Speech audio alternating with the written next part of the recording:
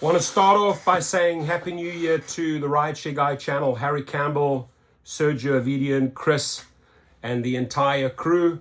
Wishing you a happy 2024, good health to you all, and to keep the videos coming. And what I like is that Sergio often sends me a link via text and says, hey, what do you think about this one? I'll watch it. I'll give him my comment. And he sent me this one this morning.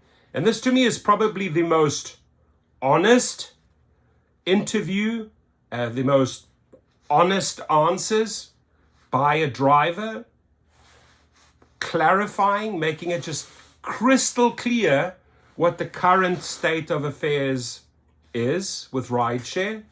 His name's Mike B. Sergio says this is how he always dresses. And I think here and there we'll just stop the video to sort of break down a couple of the comments, but I don't think Sergio or myself I don't think I could have said it better at all. I mean, I think he hit all the points. He clearly explains where the industry is going. And let's dive in. And by the way, the link, I'm only going to give you a part of the interview. It would be wrong for me to, just air the entire 27 minutes. So sort of want to pick up at the 13-minute mark. The link is below if you want to watch the first 13 minutes. I highly, highly recommend you listen carefully to this interview, and also state below in the comments, can you relate to driver Mike B? I'm pretty sure there are a lot of people who are happy doing what they're doing. But I look at this as the casino always wins kind of a situation, right? Once in a while, they'll throw you a cherry here and there to keep you interested in the game. Right. And talk to me a little bit about that, the aspect of the game that odds are theirs, evens are theirs. At the end, you can't win. But what do? Do you give up? Do you do something else? What are you doing about it? For me, I'm getting to the point where I'm thinking about moving on. It doesn't make any sense. I have an $80,000 Tesla, and I'm running into the ground for nothing. Elon Musk has done it again. Just in the last 23 years, he's made electric cars really happen. Ads are jumping in. Founded PayPal. To make, Dara Khosrowshahi his 24 mil, it doesn't make any sense to me, And even you saying right now that you might get a good bone here or there. Well, last night, I didn't get any good bones until I folded. Yeah. So that's where we're at. Yeah.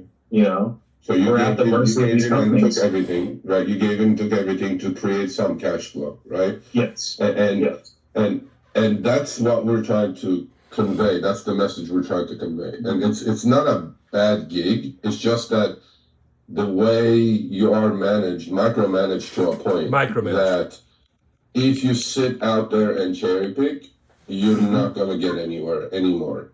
Right. If you do it their way, you're not going to reach the numbers that they're talking about.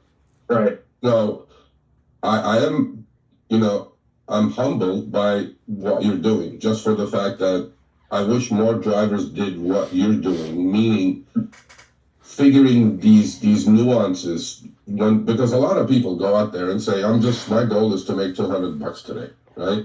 If it takes me 14 hours, I'm going to try to make 200. If it takes me 8 hours, I'm going to try to make 200. Well, none of us are out here to mess around. We're all out here to be profitable, run businesses, and make money.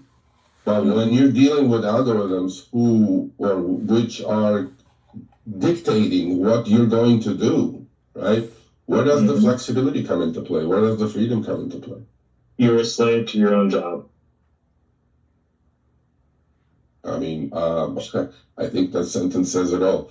Now, you've been doing this for a couple, 3 years, right? Mm-hmm. You do it your way.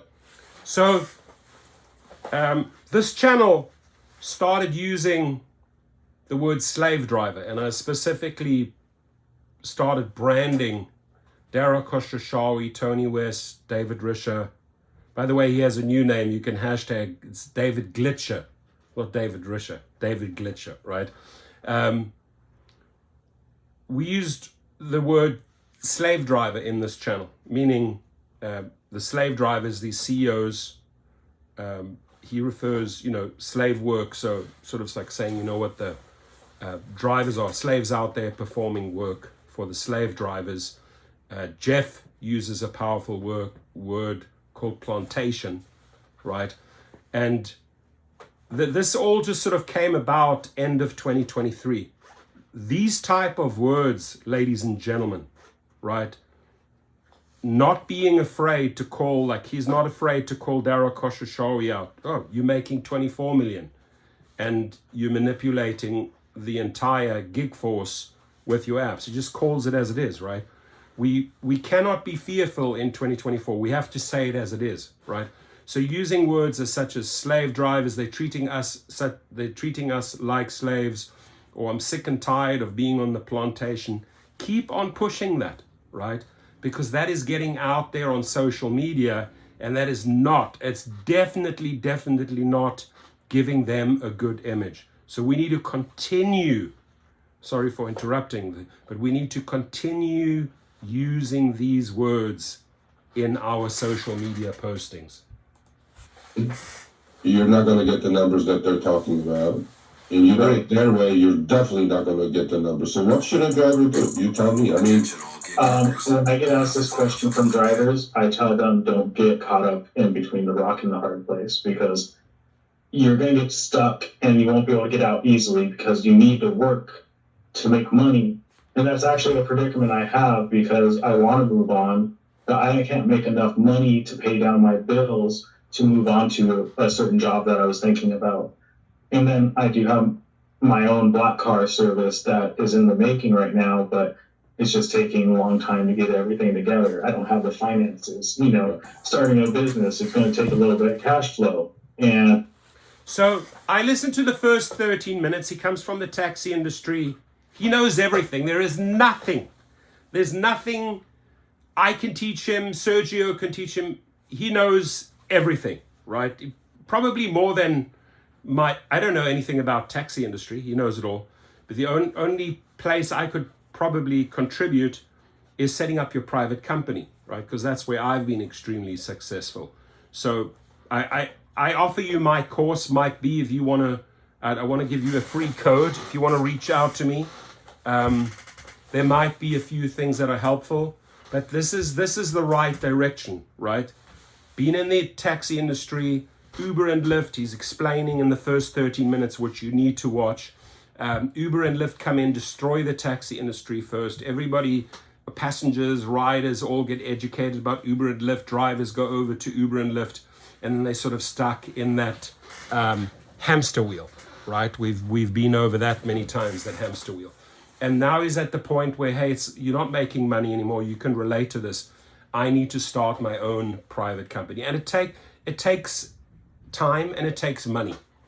And he's going through that process. He's going to be extremely successful going out into that world, right? It's a bold move. It's a brave move. The link below is at Gig Rocket if you want to take the private chauffeur course. But I'd like to send you a free link. Just thank you for speaking so clearly and giving drivers direction here and saying it as it is. And Sergio really bringing out the best of the best in interviews, right? He knows exactly what to ask. He can relate to the subject matter. He knows the subject matter, and he brings out the best of the best in these guests that come onto his show, right? And by the way, Uber is trying hard to copy this on their Uber channel. It's a freaking joke. They're sitting on about 30,000 videos. They have all these little hired actors. It's sort of beyond pathetic. Go there, earnings with Uber. Go there and put your comments in. Tell them what you really think. Let's continue. With how little these companies are paying, I basically only have enough money to pay my bills, but it's hard to have anything extra. Yeah. Do you see this happening with a lot of drivers, but they're not aware that this is happening, and then 6-8 months down the road, they have an extra 30,000-40,000 miles on the car and nothing to show for it, and then they go, wait a minute, what happened here, right? Yeah. I got one for you. Since the beginning of the year, I put on about 60 or 70,000 miles on my car. Wow. And you're just paying bills with that. Yeah. In the taxi industry, I probably would have made about $150,000, $200,000. In this industry, I might have made maybe 50,000. But do you see that in the taxi industry, you may make that because the mileage rates are much higher, but your dead time, downtime would be probably as much as you experienced last night because not too many people are using cabs anymore, right? Nowadays, but in the old days, before this company destroyed the market, it was good. I loved it. I miss it. You know, I live life in the fast lane. You know, and the good thing about that is you get paid the same amount for every mile you work, which means you're getting ahead. With Uber and Lyft, you're suppressed. You can't get ahead. Yeah. They delegate your mileage rate. They fluctuate it, whatever, you know, their terms are.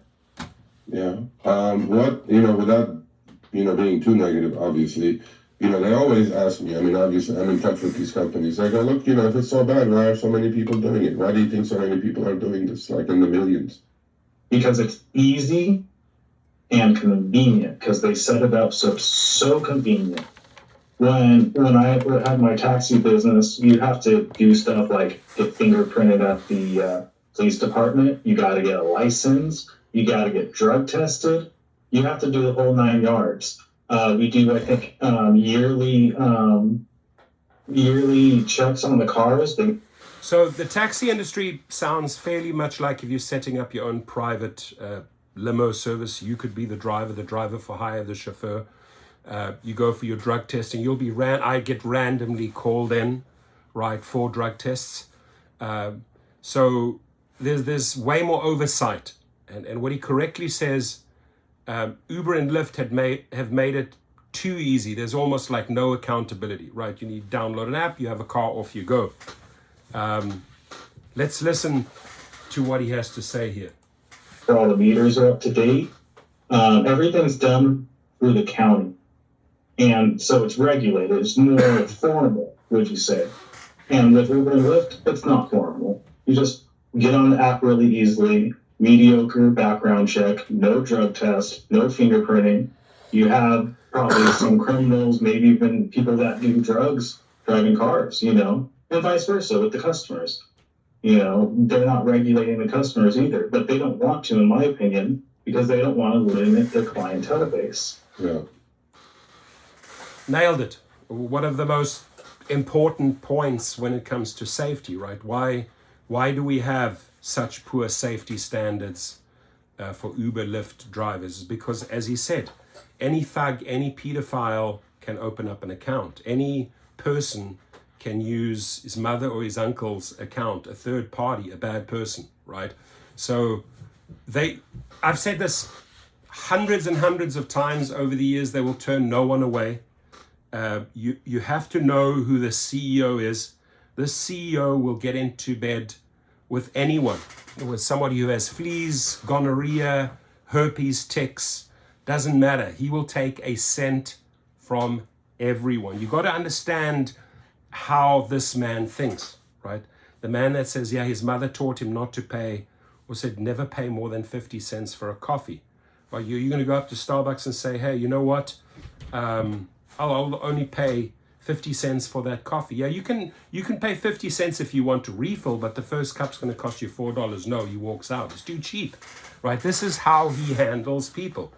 And when you allow all these thugs and these bad people on the platform that shouldn't be there, that shouldn't be in the back of your car, right? Safety goes down. Now, investors have spoken up at meetings and said, yeah, we got to address the safety. Well, you're all complicit. You're all fast asleep. You're all guilty, and you all have blood on your hands because you allow this to go every single year. And he nails it there, right?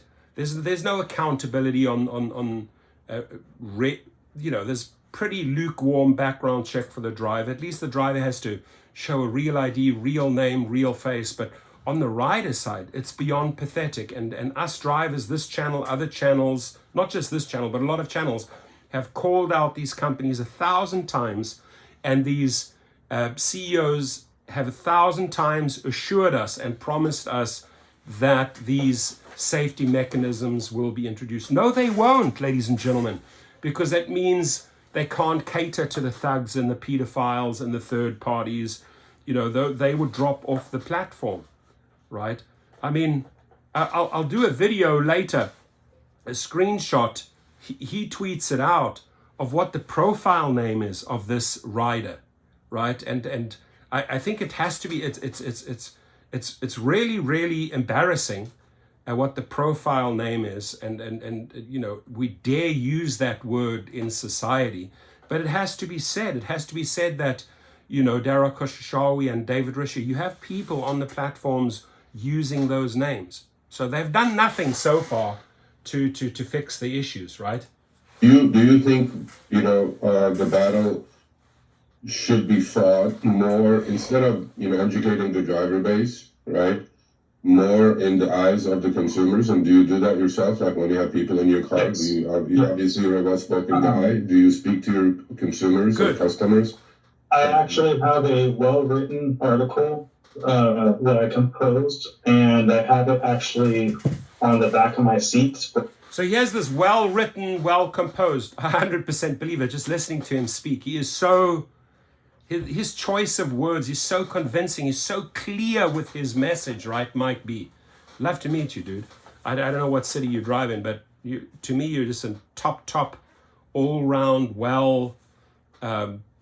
groomed driver. I mean, you're excellent. You would be one of the best in the private sphere, right? You'd have hundreds of clients in no time. But he there he is. He says it loud and clear, right? People read freely, and once the customers do see, and again, back to that, just educating the customers. Some people call them passengers, some people call them riders. Educating them through that message behind his seat that he wrote up, so that they can see how corrupt the company really is, so they can see how much money actually of theirs makes its way to Mike B or other drivers, or Sergio when he's in LA, driving in LA, right? And how much the companies are robbing. Look, I'll go back to this one, but there's sort of like a song that I enjoy, and I think it's going to be it's going to be like sort of the theme song of 2024, my friends. And you guys can absolutely, I don't want to play this for 30 seconds, otherwise I'm going to get a copyright strike, right? But we're not going to take it. We're absolutely not going to take the bullshit anymore in 2024. They pushed us too far in 2023. Let's be honest. They pushed too far. They had the chance to better things, and they kept on pushing the greed. And here we are in 2024. Their plan is backfiring. Exactly what these companies are doing and what their take rate is, they're actually really sickened by it, and they don't want to conform to the corruption, but they ultimately need it because these companies have monopolized the industry. So they need the transportation. And a lot of them do want to negotiate business with me directly because they don't want to go through the companies once they figure all this out. That's it. But a lot of them don't even know the facts because, they're living their normal life. Yeah, I mean, consumer, I think, is the battlefront that our community has to notify and inform, actually, of what's going on. Because, the blood, sweat, and tears and equipment usage is on us, right? Mm-hmm. And the consumer is just doing it because it's convenient and it's cheap, to be honest with you. But when a consumer takes, a 15-minute trip for 5 miles and they pay $12 for it probably, and then you end up getting 4 out of the 12 or 5, they don't know. They don't know. And I'm pretty sure, out of 142 million consumers that have on the platform, most of them would be friendly to the driver's situation, right? But on the other side, I know you're also doing some advocacy and you're trying to spread the word that, this shell game that I call it is not what it seems to be. And a lot of people are doing it blindly, just putting miles on their car with nothing to show for it after 6-8 months. What are you doing as far as that's concerned? I go on Facebook groups and I spread the word, try enlightening other drivers because there's a lot of new drivers coming to the platform, and I hear time and time again, should I be doing this? and I want to advocate, no, you shouldn't, or why you shouldn't, maybe put it in their ballpark. I like letting people know the laws, like what a free market is, for example, what a real independent contractor is. Thank you. The fact that we're being exploited as independent contractors. We have no delegation over our fee. We have no delegation over the way we operate. We get unlawful or unjustly deactivated. If in my taxi business, if I got a complaint from a customer, that's as far as it would go. Unless it was something serious where you need an actual investigation, not you're kicked off the platform and we're going to give that customer a free ride. We're kicked off the platform and the customer gets a free ride. And the customer, the passenger, the rider knows, this is how I get a free platform. Oh, she smells of marijuana. I smelled alcohol in their breath. They were driving crazy. They were acting crazy. They touched me. All these bullshit stories. And David Risher, you and I had a conversation. You said you're going to send up a task force, introduce it in the next few months, fast track drivers back that were wrongfully deactivated. Both Uber and Lyft CEOs have at least admitted that there's a lot of wrongful deactivations, but they're not doing anything about it. I tell you who is doing something about it. We're on 4,000 cases already. I started 2 divisions within law firms, activationhero.com and gigrocket.com, and we've put this on steroids, right? The wrongful deactivations. We filed the appeal, and at the same time, by the way, there's a claim coming. Either small claims or arbitration is coming. The driver needs to get his or her lost earnings back. The links are below, right? And we have a great success rate. We really have a good success rate. If you were wrongfully deactivated, we will fight to get you back on the platform. The links are below at gigrocket.com. So yes, again, he's touched on all of these points, right? The poor earnings, educating drivers. Is it worthwhile entering the game, right? Looking at the other options, moving on to a private business, setting up your private business, exposing them and highlighting these wrongful deactivations. And he just keeps on going and touches on all of these points. How can you run a business like that? Yeah, from what I'm hearing, you're doing is that you're doing your advocacy, you're running your numbers, right? And yes. Numbers are not looking good, but you're still doing it, right? And yes. I always, ask the people I'm interviewing on Behind the Wheel, give me a couple of things that you like about this, about the. I love the job. And a couple of things that you don't like. Okay, I love the job. Obviously I've been doing this type of work for a long time, professionally and with Uber and Lyft. I love talking to people. I have the car for it. I try dressing nice because I take it, seriously. You should be, if you're a driver, you should be serious about it. But what I don't like about it is, the corruption, the bureaucracy, the fact that our government isn't doing anything to protect us, protect our rights. Honestly, I hate these companies. Yeah. I mean, it's a sad thing because you're a professional person, obviously. Exactly. In your background, and you like what you're doing, but you wish it was under different circumstances. Mm-hmm. I want to be regulated. You want it to be regulated? Well, a lot of people. I'm here in the streets of San Francisco to report on a controversial new trend that I believe will change America. Don't like government in their business, but I think I may have to agree with you on that at some point, these companies do need a brake check. And the pendulum has swung too far their way. So in the remaining couple of minutes, you give us some advice. Give the viewers who are going to watch this by the thousands, there may be some new drivers and some veterans. Give us some advice. What should they do? What should they do for advocacy? How should they get their voices out, and what they should do as far as their driving is concerned? How should they calculate if they're profitable or not? I would say if you can, it would be better to be a true independent contractor. If the market will allow it, because they did monopolize, I am having a hard time with customer base myself. I actually would just recommend don't get in it at all. This is not the right time. So if you're having issues building your customer base, please come to me, Mike. Let's have a phone call. because that's really my area of expertise. I sit on about 350 clients, and if you are as good as you are, and you certainly are, then it's just referrals. But it's how do I get those first 80, 100 clients? And if I can share anything with you, love to have a call, or just hit me up with an email. I'll send you a free code, right? But I go into great length how to build those customers. Regulated, like a taxi company, get into it, yes. Because even if there's like no work, you'll make money. If you could do 3 orders in a day, you would make money. You'd probably make more money than what you're making now, working 8 hours, taking 20 orders. So I would say just don't get into it right now. And I'm probably going to get out of it or find something else. Be a real professional. If you have something that you're good at, do that instead. Do that instead. So I don't want to steal the ending. And the first 13 minutes, I urge you to watch the full 27 minutes. It's one of the best driver interviews I've heard, and he knows how to conduct them.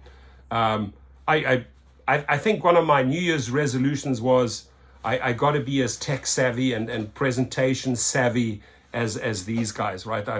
My tech background, the way I do the videos, I can honestly say sucks. The way I set it up, but I've set up my studio for a lot of news items. I like to keep people informed what's going on around the globe, and what my opinion is and what we can do to change it. So I like pushing out volumes of videos. They have an entire team that really spends the time on the quality of the video. Maybe my focus for 2024 needs to be more, quality of video over quantity. Although I do like the quantity, because the talking topics or the videos that I choose are important. If someone's been killed or carjacked, we need to talk about it, or we need to alert people because police share telephone numbers, etc. Or putting a GoFundMe link out there. It's important to support that family, to talk about safety. I'm a big organizer when it comes to strikes and protests. I started that years ago, and that's gathered a lot of momentum in 2023 with a big one, global one, coming up on February the 14th. Make noise, people. Get it out there. Thank you. And thank you to those thousands of drivers that are already amplifying February the 14th. And I don't know if you're watching this video today, Sergio, but I would love to come onto your Show Me the Money. We could maybe choose 2 or 3 topics. February the 14th, Valentine's Day, one of them. Talking a little bit about, maybe if I could suggest a few topics, the protest February the 14th, how to become a private driver, some good tips on wrongful deactivations, and just some tips and help to drivers from a business point of view, right? Because you have to treat this as business. So he always says, like, if you go out for 14 hours and you're aiming for $200, I'm quoting him, or if you're going out for eight hours shooting for $200, right?